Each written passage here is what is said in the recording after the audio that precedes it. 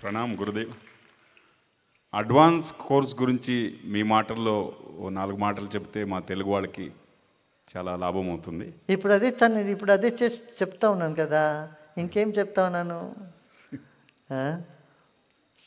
సంతోషంగా ఉండాలి, ధ్యానం చేయాలి.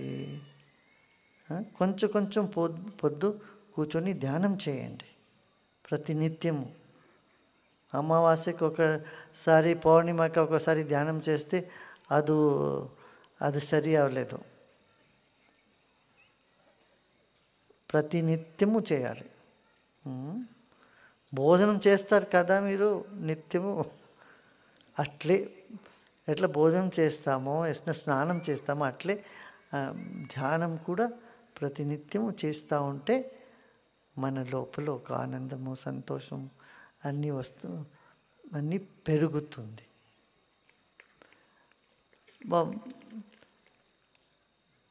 సంవత్సరంలో ఒకసారి 2 సారి మనం అడ్వాన్స్ కోర్స్ చేసుకోవాలి.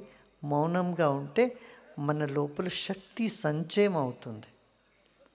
శక్తి సంచయం అప్పుడు సంతోషము, ఆనందము, మన సంకల్ప సిద్ధి కూడా అవుతుంది. దానికే అందరూ మౌనం చేయాలి, మౌన ధ్యానం చేయాలి. శరీరం కూడా బాగా ఉంటుంది, మనస్సు బాగుంటుంది.